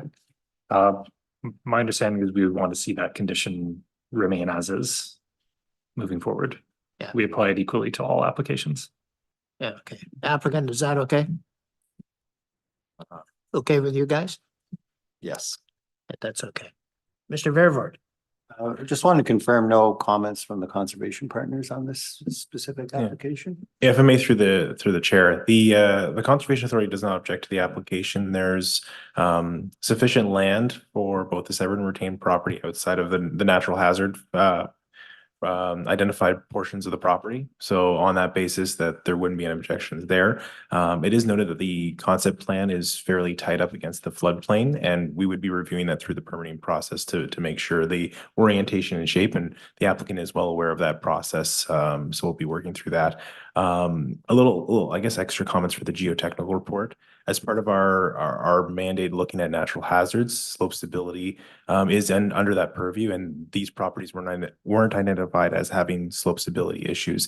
The dominant hazard being the floodplain, and if there are any slope concerns along the banks of the flowing creek, they were well overtaken by the floodplain. So that wasn't identified as a requirement from the Conservation Authority. So just putting that out to the committee. Thank you. Any questions or comments, members of the committee? Can we approve it with the amendment to condition number 6? I don't think we're doing an amendment. I thought. Are we amending condition number 6? I don't believe it. We're leaving it exactly as it is. I think it was amended. I thought it was amended.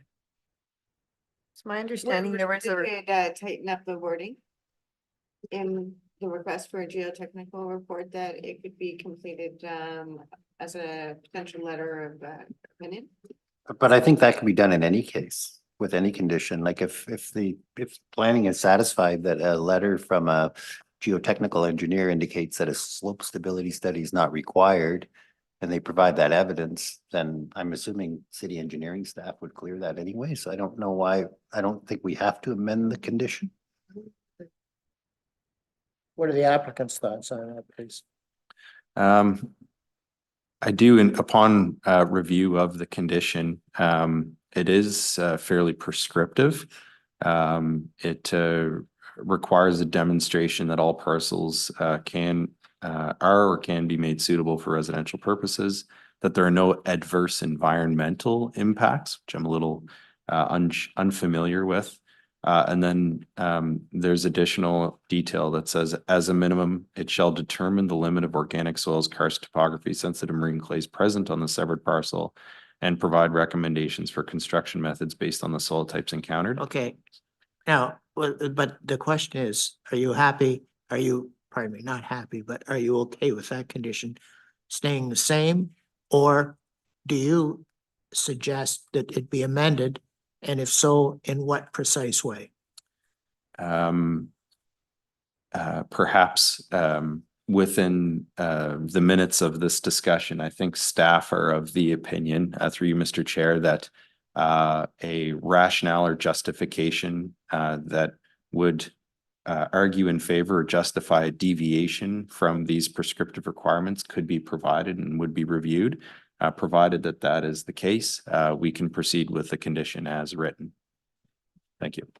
Is the applicant correct with what he just said about staff? That's correct, yeah. Sorry, I didn't hear you. Yes. Okay. Everybody good? So we can approve it? I would just indicate that I'm fine with proposed severance, but I'm not fine with the minor variances. I don't think introducing another residential use in proximity to the aggregate facilities is something that we've really done in the past, especially to this extent. So I would not be in favor of approving the minor variances. But that's just my position on it. Yeah, no, thank you for sharing that. Ms. Chandler, I'd like to see this decision reserved. reserved. Mr. Otto, Ms. Henderson. Sure. Okay, it's reserved then, sir. Thank you. Thank you very much.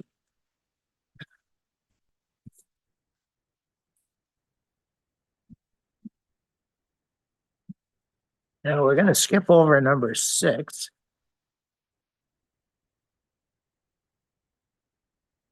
And deal with number 8, which is 3984 to 4000 Carroll side, Ward 5, West Carlton, March.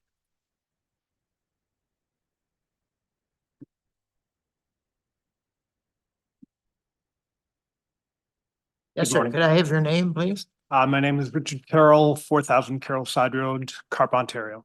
Okay. Pred recommends refusal of the application. I take it you have seen their comments? No, I did not. Okay.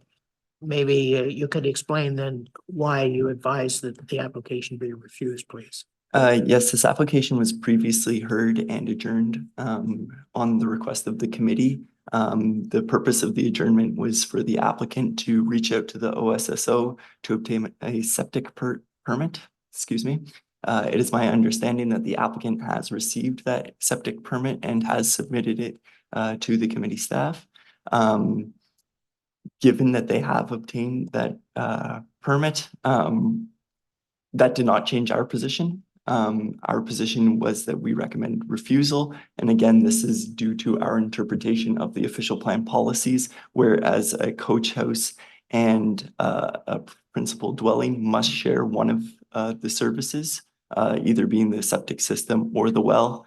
In this case, as a result of the previous development on the land, no services are currently shared and are not proposed to be shared.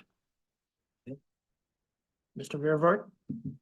Just a couple of things. I think just for the record too, staff noted that the property includes 2 zoning designations, EP3 and EP2 709R. Is that correct? So I just want to note that for the record. This is a bit of an unusual situation and I think given the history of this property, it doesn't seem to me from that staff is opposing this vigorously, but technically the official plan requires that there be a shared service between a coach house and an existing residence. In my view, I guess that's why we're here to deal with these anomalous situations. So I guess my comment would be that given the fact that we've confirmed that there is a separate septic permit available, I'd be in favor of granting the application. Ms. Chandler?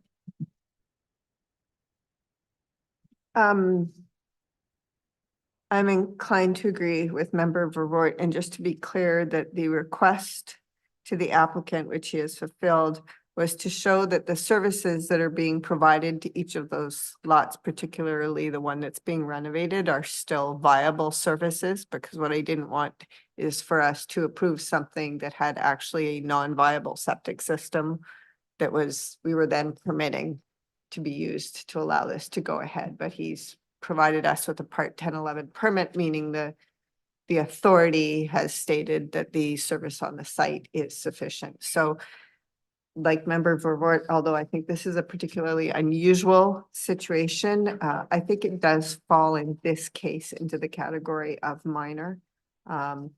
Stretching the tests maybe a little bit, but I dislike the idea of disposing of material housing that already exists on a property. So I would be in favor of it. Any other comment? Mr. Otto? Yeah, I'd just like a little bit of clarification as to how you were able to get two houses on one property. Because that's not really allowed in the city. I know we've had applications here in previous years where there was a person had three houses on one property and the city made them tear two down. So if you could just clarify how that happened in the first place? Was there something built before something was torn down or?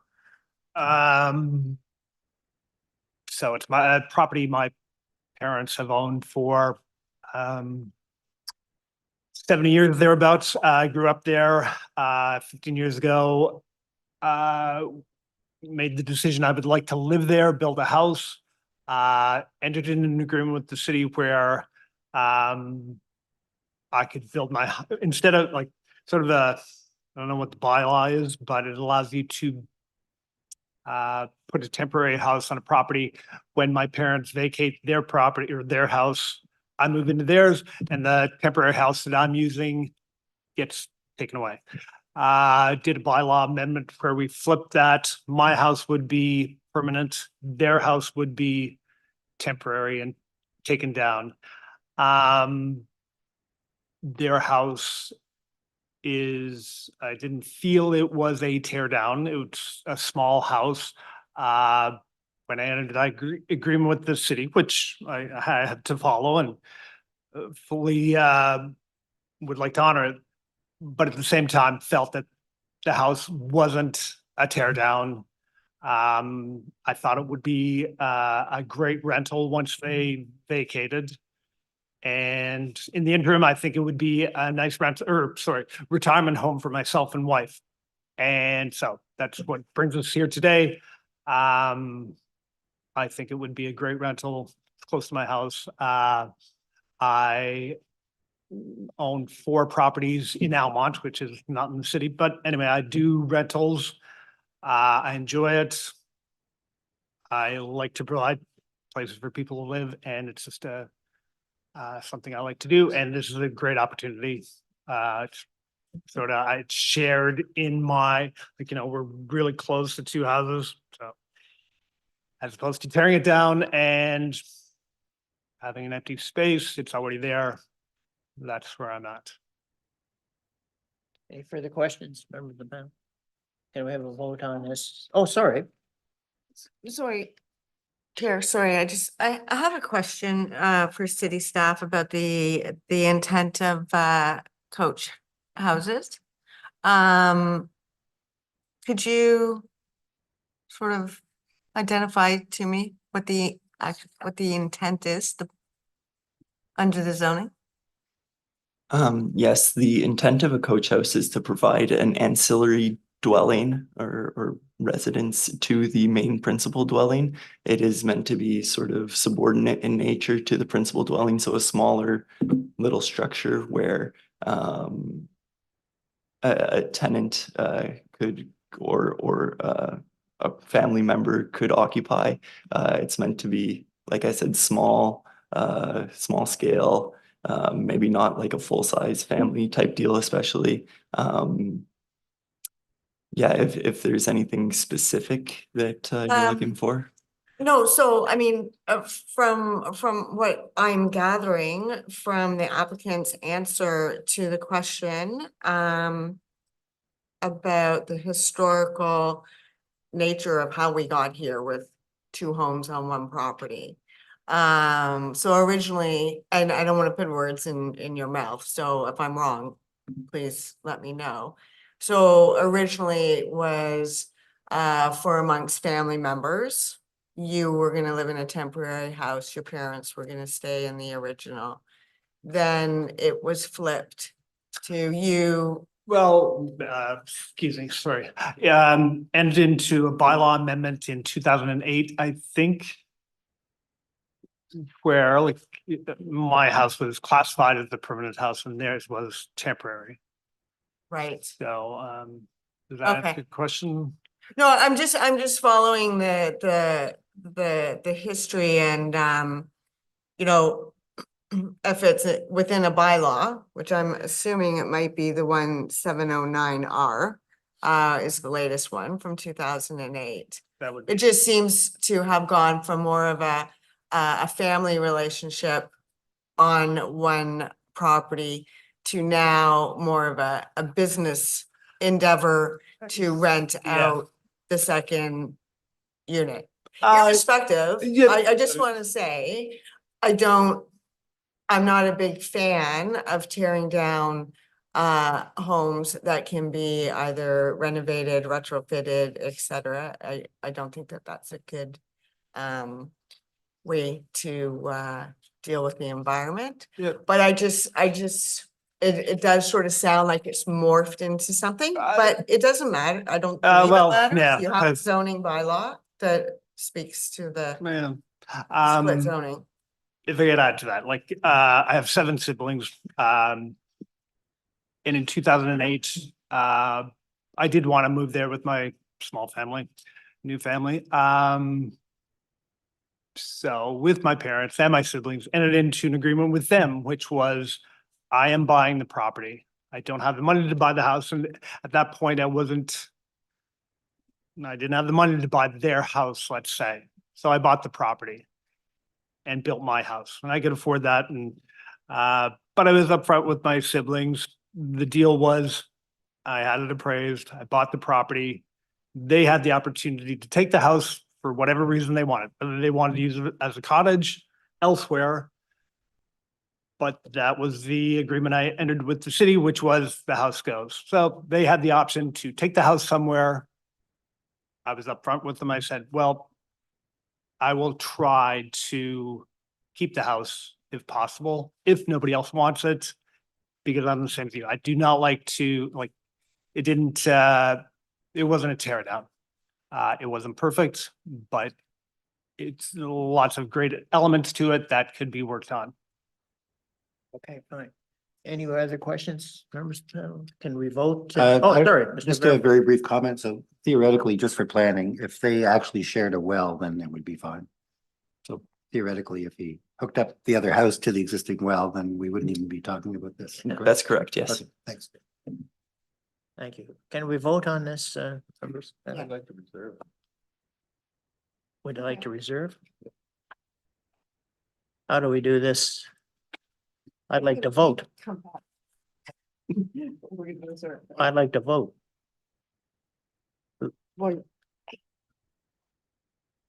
Is that how it works? Okay. So it's reserved. Can I ask some questions? Okay. Well, just, I'm not familiar with this process. When you asked me at the start, did I refuse? What does that mean? Just so I'm clear and I didn't sound like an idiot, but you asked me if I refused. Forget what your question was, and I said no, but I don't know if I answered that correctly. And this says Who asked me? you. I don't remember either. Okay. So that makes two of us, sir. We're fine. Okay, And thank you. Next question, what does reserved mean? Oh, reserved. Okay. Well, that's the second question, but anyway. Okay, the second question means that we're not gonna make a decision right here in front of everybody. Sure. We will meet privately. The panel will meet privately. And out of that, there will come, a decision. You will get notice of that within 10 days, I believe. And it'll be in writing and it'll give reasons. Okay, Okay? thank you. Thank you very much. Thank you. Okay. You were gonna stick around. Yeah, because we have the reserve. Okay, item number 6. 1680 Stittsville, Ward 6, Stittsville.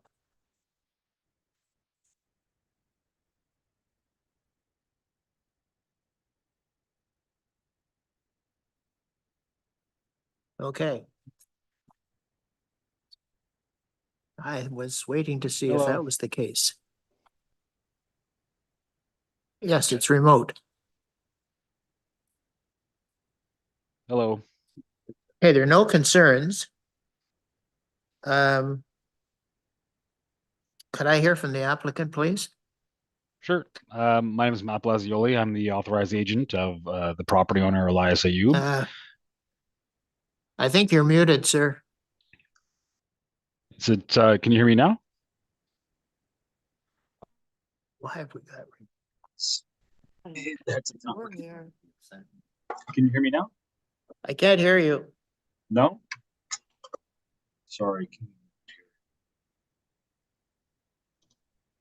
I can't hear you at all. Can you hear me? If can you hear so, me? raise your hand. Okay, I Are you- can't hear you. I'm sorry, sir. Okay. I'm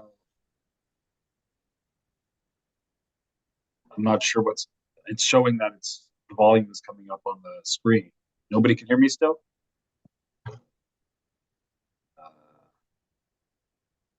Not sure what's going on here. How about now? No?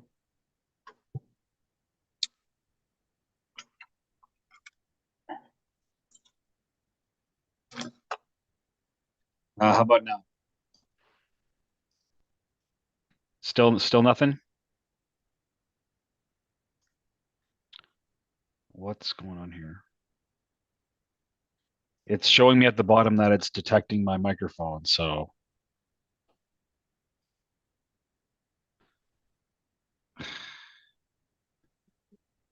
I'm not sure what's going on here. Yeah. How long are we gonna sit here? Yeah, I know. We can come back.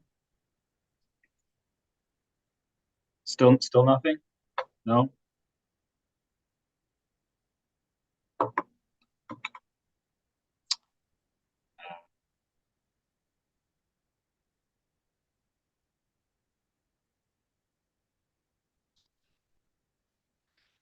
Not, I can't hear you still, sir. I'm not sure what's going on here. I've tried everything. I keep, Is there some alternate way to do this? Yeah, apologies, Mr. Chair. We're checking to see if there's a technical issue here. We're advised that the applicant can be heard on the live stream. So it seems to be something in the room. The alternative may be phoning in. sure. So we can hear them that way and we can provide, if necessary, the number to connect. Please bear with us for a moment. Sure.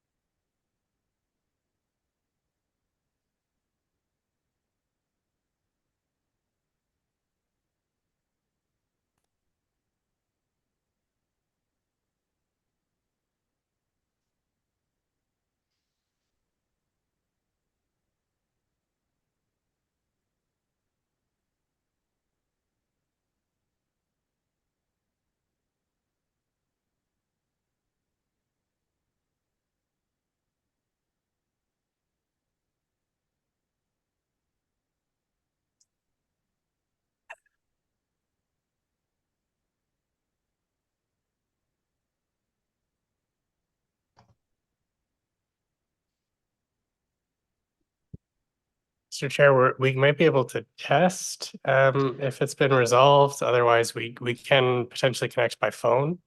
Sure. Can you given the hear me now? applicant is present. Can you hear me now? Still nothing?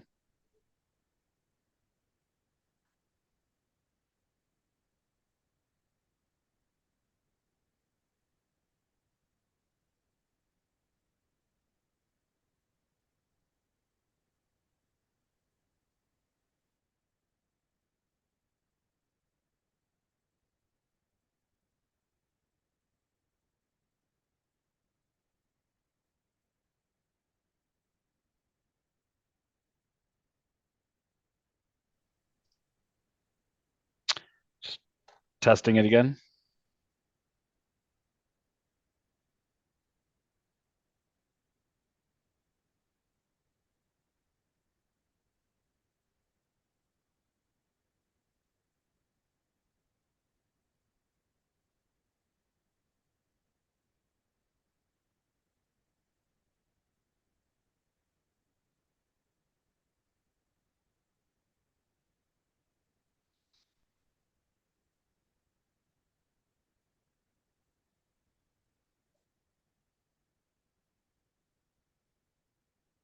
Yeah, Mr. Chair, I think we're going to put a slide up on the screen with the phone number that the applicant can try to connect. Sure.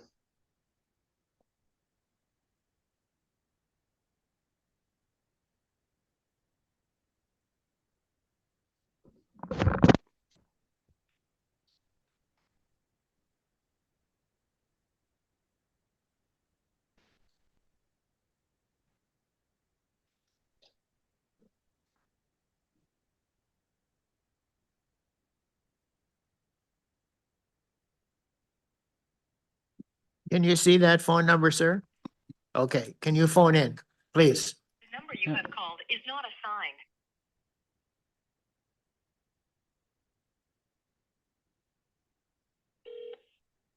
Welcome to Zoom.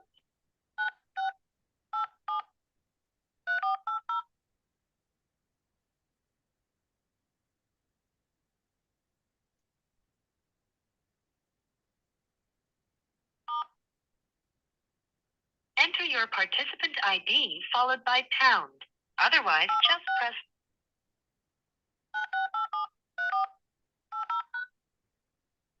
You have joined the meeting as an attendee and will be muted throughout the meeting.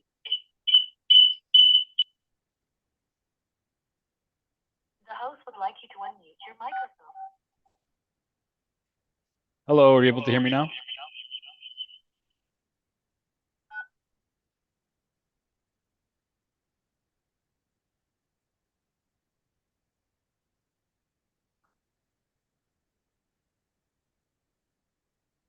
The host would like you to unmute your microphone.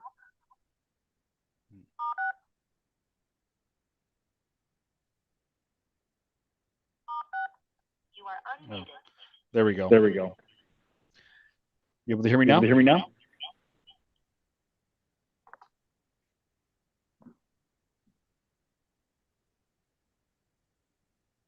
I'm able to hear. I'm able to hear.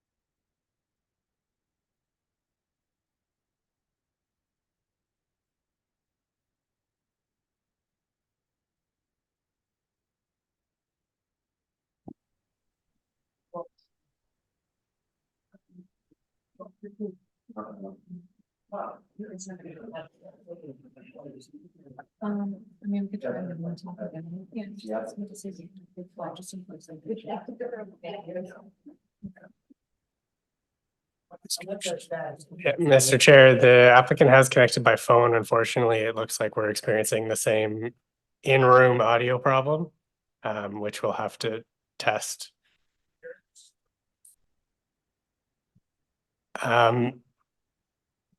I suppose it's at the discretion of the panel.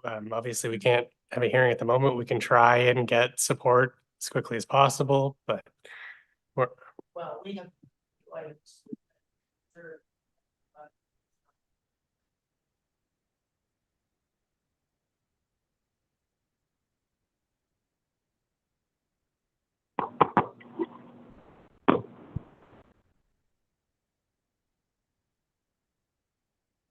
we may be able, could the applicant make a sound? Maybe we heard something there. Yeah, can you hear me now? Okay. Hear me. Hi. Hi. I'm Bill.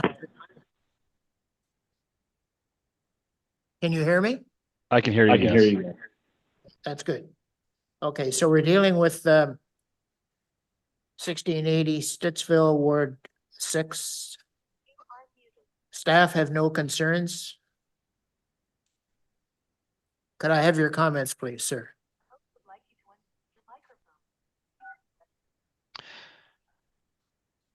Can you hear me? I can hear you. Okay, great. We have no major comments. This was an expired application for a severance for a property that my clients had purchased. It had expired because they needed to demo the building as part of the conditions, and they had a tenant that didn't vacate the property in time. So they're just trying to essentially renew the same application as before. I did see the new comments regarding the updated tree report and civil drawings, which we will definitely do. That's the non-issue. So really, there's no major comments. We would just like to revive the previous application, essentially. Okay, Mr. Left. Yes, thank you, Chair. I just wanted to note that condition number 6 on the application requiring the owner to obtain a private approach permit.